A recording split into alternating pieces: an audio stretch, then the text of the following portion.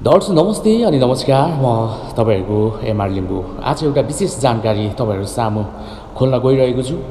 हिन्दू हिन्दू भन्ने खालको कुराहरू धेरै सुनियो, चारैतिर चर्चा भएर मलाई यो हिन्दूको विषयमा अलिकति थोरै मलाई अध्ययन गर्न मन लाग्यो हैन।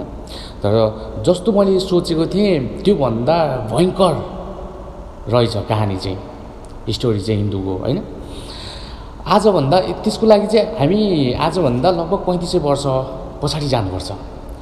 3500 वर्ष पछाडि जुन टाइममा चाहिँ इन्डियामा, नेपालमा, बङ्गलादेशमा, पाकिस्तानमा हिन्दूको अस्तित्वै थिएन, नाम निशान थिएन हैन। कहाँबाट आयो हिन्दूहरू, कसरी आयो, कसरी भयो हिन्दू भन्ने खालको कुराहरू मैले धेरै अध्ययन गरेँ हैन। धेरै पढेँ, हेरेँ, धेरै खोजेँ, धेरै मैले समय लगाएर खोजेँ। त्यसपछि मात्र मैले यो पाएँ हिन्दू भन्ने कुनै पनि धर्म नै रहेन रहेछ। मेन कुरो चाहिँ हैन।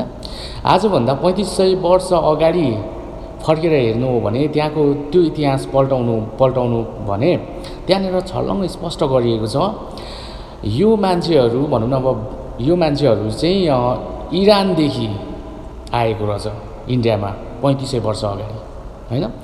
इरानदेखि आएको रहेछ। खासमा यिनीहरू हिन्दू चाहिँ हैन, यिनीहरूलाई चाहिँ यहुदी भनेर भनिँदो रहेछ इरानमा चाहिँ हैन। इरानमा भनौँ, अब यहाँ गल्फ कन्ट्री भनौँ न, यहुदी भनेर भनिँदो रहेछ यिनीहरूलाई हैन। अनि इरानदेखि जब यिनीहरू लखेटिए, इरानबाट यहुदीलाई खेदाइसकेपछि यिनीहरू भारत पसेर अब त्यसरी मन्दिरमा भनौँ न पाठ पूजा गर्नु थाले, यताउता मागी हिँड्नु थाले हैन। बिस्तारै त्यतिकै बसोबास गर्दै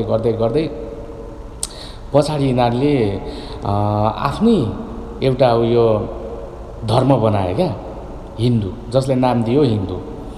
अनि त्यही मान्छेहरूले, त्यो यहुदीहरू अहिले जुन खालको तहल्का मचाइरहेको छ नि, हामी हिन्दू हो, यो हो, त्यो हो भनेर, खास गरी त्यो यहुदीहरूले चाहिँ त्यो खालको कुराहरू तहल्का मचाइरहेको छ इन्डियामा, भारतमा, बङ्गलादेशमा, पाकिस्तानमा हैन। त्यही भएर यिनीहरू लखेटिए, बङ्गलादेशबाट पनि लखेटिए, पाकिस्तानबाट पनि लखेटिए।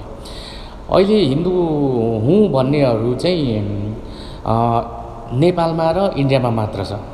विशेष गरी चाहिँ यिनीहरूको यही कारणले गर्दाखेरि जताततै द्वन्द्व फैलाउने हैन, जातीय विभेद, ठुलो जात सानो जातदेखि लिएर अब यस्तै खालको कुराहरूलाई लिएर चाहिँ यिनीहरूले जहिले पनि द्वन्द्व फैलाउने, एकअर्कालाई भिडाउने, बजाउने, जुधाउने कार्यहरू गरिराख्दो रहेछ क्या। त्यो भएर चाहिँ यिनीहरू हरेक कन्ट्रीहरूबाट चाहिँ लखेटिँदो रहेछ। यिनीहरू चाहिँ आजभन्दा अब 3500 वर्ष भनौँ न अब हैन, 3500 वर्ष अगाडिदेखि नै लखेटिँदै आएको। अब नेपालदेखि पनि लखेटिन्छ होला यिनीहरू जस्तो मलाई लागिरहेको छ। किनभने यिनीहरूको जुन खालको त्यो हरकत छ, जुन खालको त्यो भनाइहरू छ हैन। अब यिनीहरू नेपालदेखि पनि यिनीहरू लखेटिन्छ। यदि हिन्दू मतलब हिन्दू साँच्चै नै हिन्दू हुन्थ्यो भने हैन, हिन्दूको पहिल्यै एउटा राष्ट्र बनिसक्थ्यो क्या।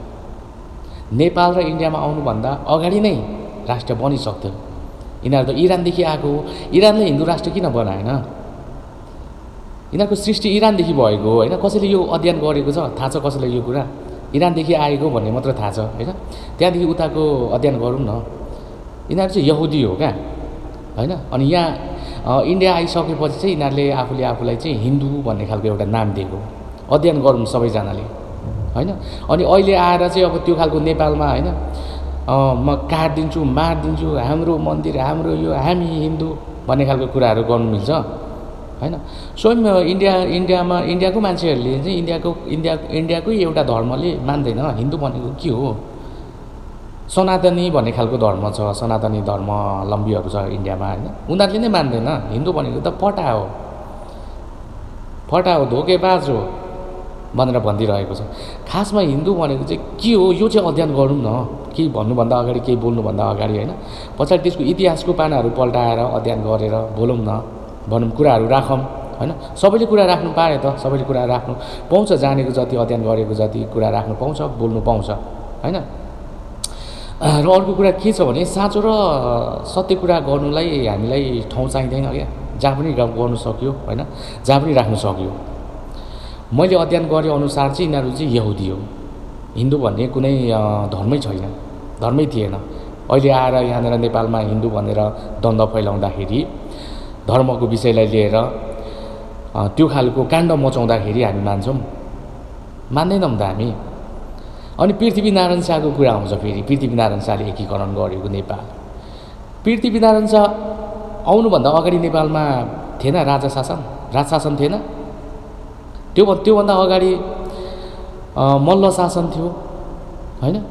अनि किरात वंश भयो, गोपाल वंश भयो, महेशपाल वंश भयो। यिनीहरू कहाँ गए? त्यहाँदेखि पछाडि मात्र पृथ्वीनारायण शाह वंश आएको। इतिहास अलिकति पल्टाएर हेरौँ न, पछाडिको कुराहरू हेरौँ न। किन अगाडिको मात्र हेर्ने? अगाडिको मात्रै हेर्ने भयो त त्यो पृथ्वीनारायण शाहको त त्यो त बितेको कुरा हो। त्यो किन गर्नु? पृथ्वीनारायण शाहको कुरा किन गर्नु? केपी शर्मा ओली, पुष्पकमल दाहाल, शेरबहादुर देउवा उनीहरू पनि बितिसकेको हो। अब उनीहरूको कुरा किन गर्नु? अहिलेको कुरा गरौँ होइन। पछाडिको कुराहरूलाई लिएर त्यस्तो अब त्यो खालको गर्नुहुन्छ भने पछाडिको कुरालाई कट्याउनु पर्छ भने त पछाडि जानु पर्यो क्या, धेरै पछाडि जानु पर्यो। पृथ्वीनारायण शाह आउनुभन्दा अगाडि पनि नेपाल थियो, नेपालमा राजशासन थियो, चलेको थियो। त्यतातिर जानुपर्छ।